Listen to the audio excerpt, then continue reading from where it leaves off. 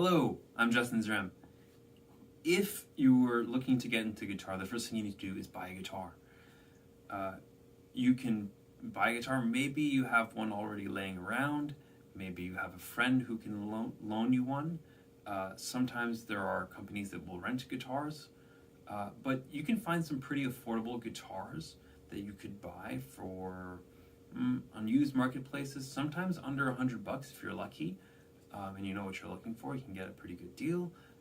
Even under $200, there's a lot of options that are very affordable, and it's a nice thing to have kicking around. It makes for a nice decoration if you're not going to play it, or it's something that in the family that you can have that anybody who's interested in the guitar can take a crack at. It's a very affordable instrument. So what do you want to be looking for? Well, if you've never bought a guitar before, and if you don't own a guitar, and you don't have a friend who plays guitar that can help you out, going to a big store that has a lot of options that you can try out is probably the first place to go. So what you want to do when you try some guitars out is just see how they fit for you. Trying guitars is kind of like trying shoes on. And so you have to spend some time just kind of messing around with it and see how it fits for you, and you want to try some different ones, and you want to listen to how your body feels around it. So, the first thing that you can notice is how big the guitar is. Like, do you feel you can comfortably get your arm over it? Does it sit on your lap comfortably? Or do you feel like it's too big like this, right? So there are smaller guitars that are called parlor guitars, and there's also 3/4 size guitars and half size guitars for smaller folks or kids. And so those are worth looking into. So you want to get used to how it feels. And then the next thing is you want to think about different styles of guitar. So depending on the kind of music that interests you, there are nylon string acoustic guitars like this one. You can tell because the higher strings, these ones here, are made out of nylon, and the thicker strings, well, I'm missing one actually, are made of steel.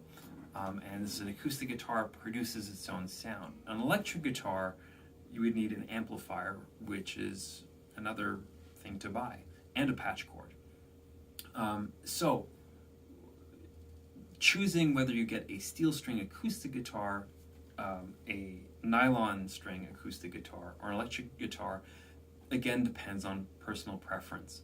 So, if you're not sure where to go, I would say if there's guitar music that you particularly like, and in that music they play steel string guitars, like in bluegrass or country or folk music, or a lot of singer-songwriter pop singers use acoustic guitars that are steel string.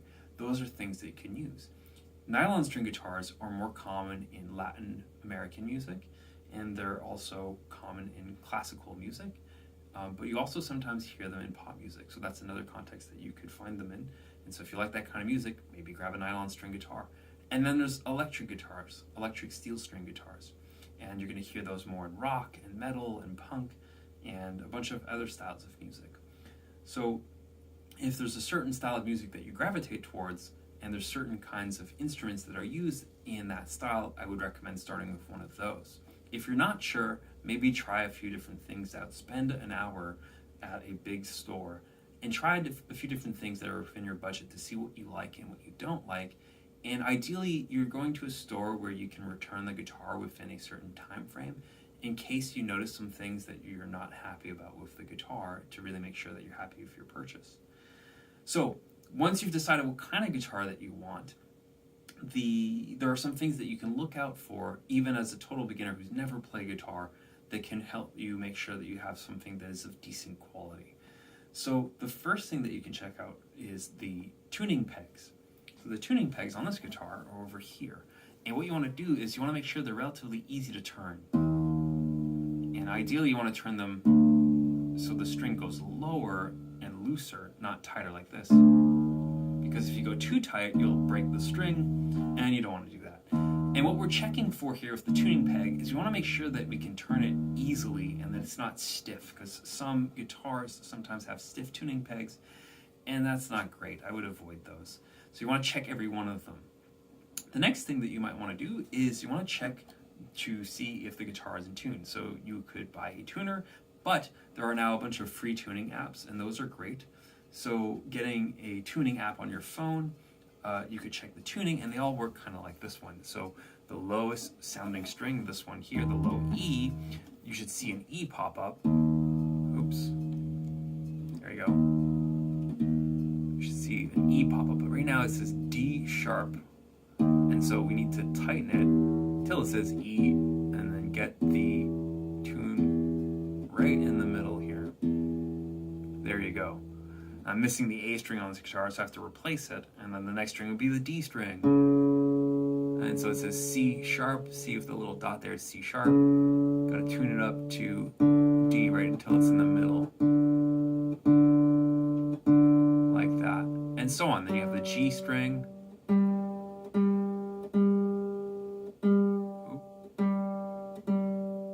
And the B string. And the high E string.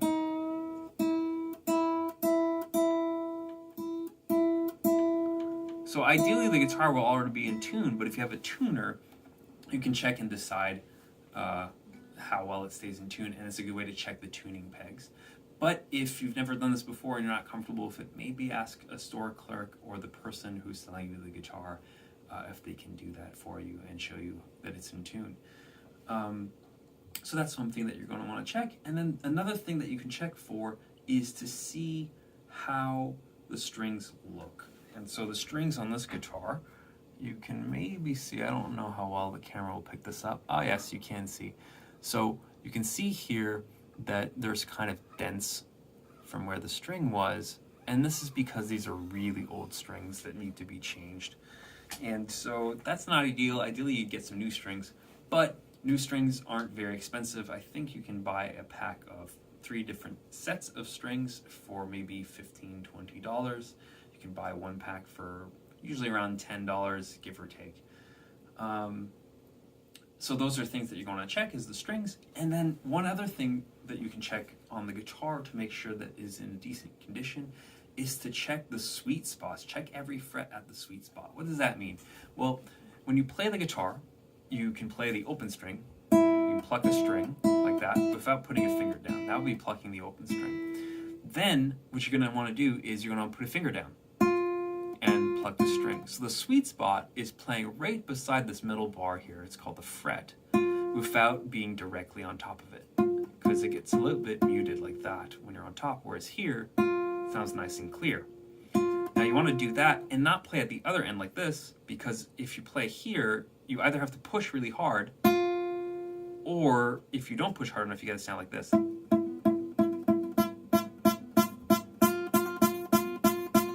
Kind of buzzy, and we don't want buzzy sounding frets. So you want to check the sweet spot like this, and then you want to do that on every fret. Oops.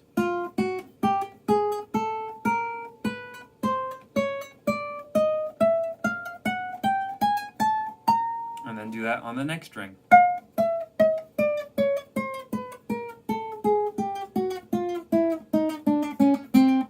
And so on. You do it on every string. And we're just trying to find if there's a string that has some buzz like this, because that would be something that would require extra work on the guitar, and we don't want that. We want something that's already in a good condition.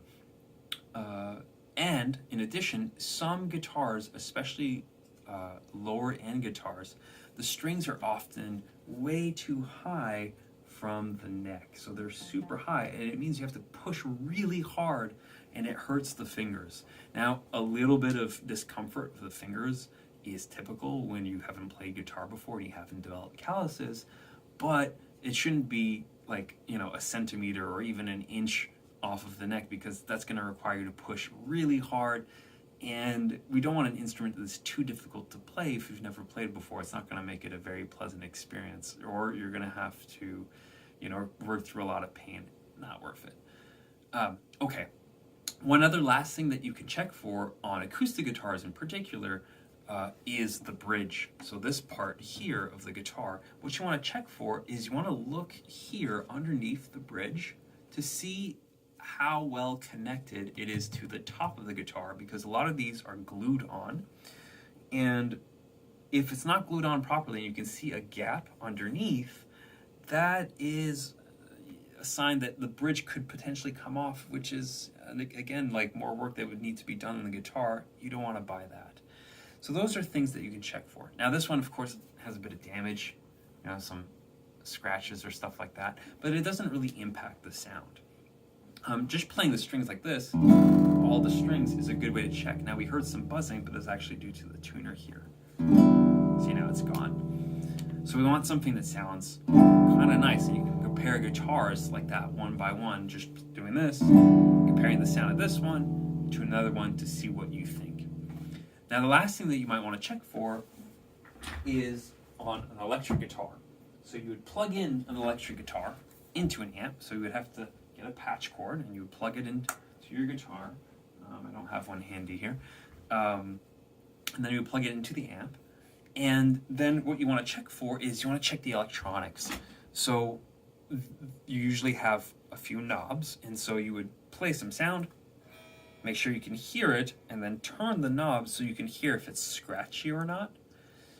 Because that's something that they should be able to do at the store before you buy the guitar if you want it. So you want to check if the knob sounds scratchy in the amp, and then you want to do that for every knob. You also want to do that for the pickup switch. So you want to make sure that you're not hearing too much scratchiness or any scratchiness, and maybe put it in every setting so that you can make sure it's nice and clear. It's good to just double check these things before you buy the guitar and leave, because you won't want to come home and then have to go back to the store when you can just pick another guitar, or if you're buying it used and then you have to contact the person again.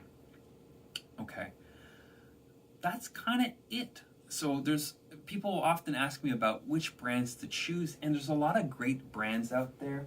I'm not really married to any particular brand. I think just finding a brand, a guitar that fits for you, that feels comfortable for you, and that you like the sound of are the most important things. And hopefully it's really easy to play, and you've done the test that I've talked about to see that it's in good condition. There are some brands, unfortunately, that I would suggest avoiding in my experience, and I'm sure there's tons of these, but generally sticking to some of the larger, more known brands is a good way to make sure that you get an instrument that is of decent quality. And as I mentioned earlier, if you're not certain and you're buying a guitar and you don't have someone that's familiar with guitars to help you decide if you're choosing a good instrument or a bad instrument or something that needs some repairs, minor repairs maybe, it's a good idea to buy a guitar at a larger music store, a guitar store, where you can hopefully return the guitar within 30 days maybe, or exchange it for a similar value instrument, or maybe rent a guitar if you want that. But since guitars are often affordable in the used marketplace or even new marketplace for $200 to $300, having a guitar that you keep for your life, for the family, or friends that come over, I think is something everybody should have. Okay, I hope that was helpful. My name is Justin Zram. If you like this video, I would appreciate a like, comment, a share. If you have questions, please leave them there. Subscribe. I hope to make some more. Take care.